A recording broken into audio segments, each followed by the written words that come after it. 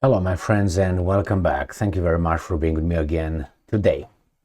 A long, long time ago, maybe I was like 14 or something like that. I can't remember where I read that one of the, how should I put it, best feelings you should have after a war or a fight is if you get the enemy to tell you that you are better than him, or something like this. If the enemy recognizes that you are better.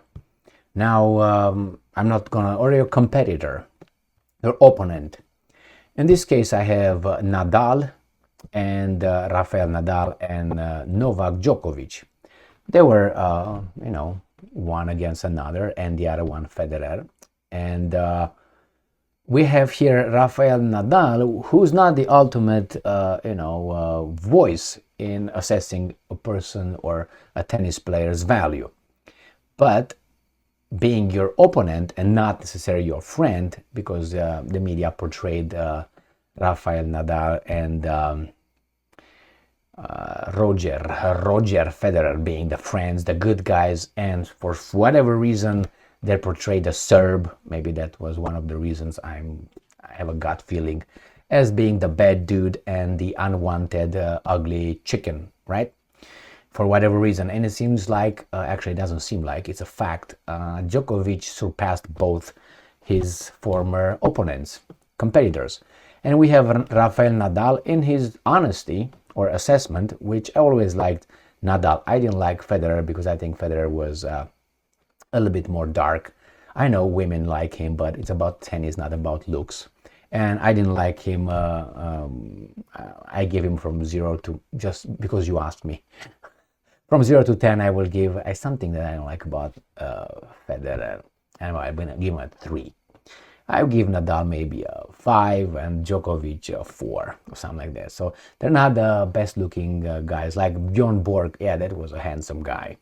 I mean, just my assessment. So what's going on here? You have Rafael Nadal says Novak Djokovic is the best, keywords, tennis player in history. Not man tennis player. Best tennis player in history. I think what he refers to is the quality. Not only the titles, but the quality. I will explain. So Rafael Nadal believes a longtime rival, Novak Djokovic, is the greatest tennis player of all time, and says, and I'm quoting, there is nothing to discuss about the sport's GOAT debate, great of all time. So what I think he refers is not only by trophies, 24 Grand Slams and so on.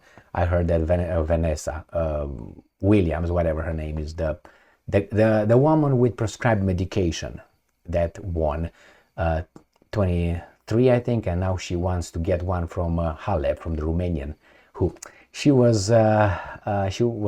be stripped of her, whatever it was, Wimbledon, I think, against the prescribed medicated, whatever his name is, Williams, the big one, Serena Williams. Oh my, yeah.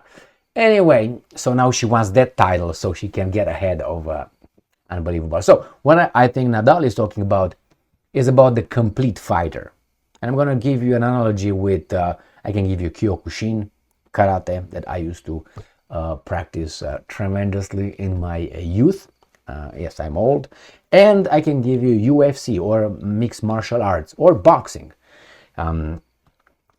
Sports and fighting evolves because new methods of training, nutrition, and more training you have available than, let's say, Rocky Marciano, for instance. Okay, so I was about to say Mario Lanza. Jesus Christ, Mario Lanza, the Italian tenor. And he makes them like this.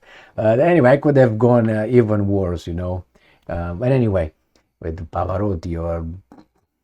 Anyway, here we go. Let's go back to this one. So, let's say in Kyokushin karate, when they started fighting full contact and so on in the 70s, they started the world tournaments and all that. If you look at those fights, you're like, holy fuck, what's going on with these guys?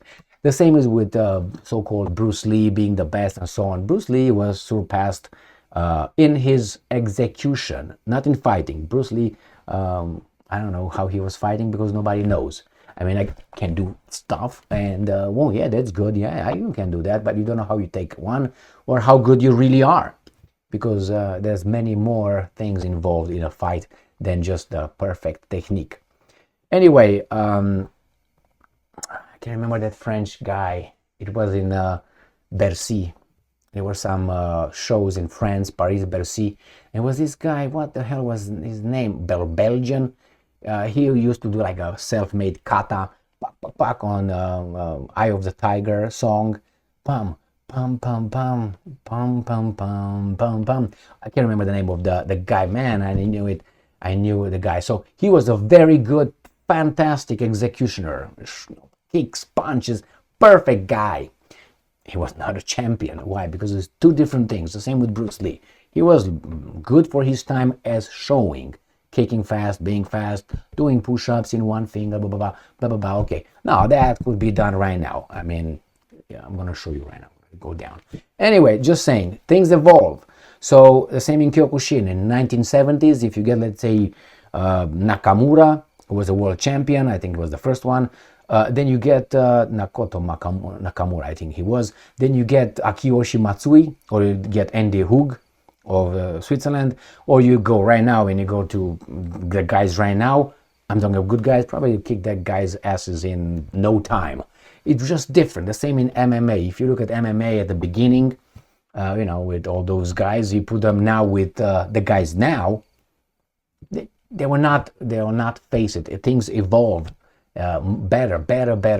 I think that's what Nadal talks about. Here is about Novak Djokovic reached such a level that if you look at John Borg or Nastase or Jimmy Connors or whomever, Boris Becker or Sampras or Agassi, if you look at all these guys, I'm not talking about women, I'm talking about men. Right? Because a man versus a woman.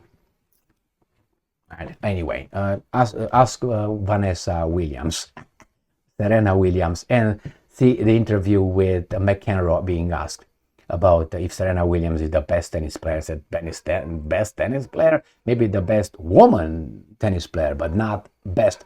Anyway, he got in trouble for that because those guys are weasels and idiots. You can see that online, and he stood his ground.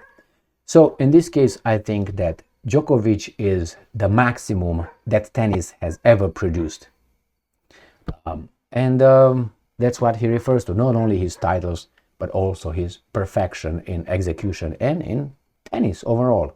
So certainly, if you bring, let's say, John Borg or Sampras and put him right now at his best, Sampras versus Djokovic, I'm certain that most likely would lose. Could win? I don't know. I mean, I don't think so. So good job, Rafael Nadal. I admire that. And this is one of Djokovic's rival.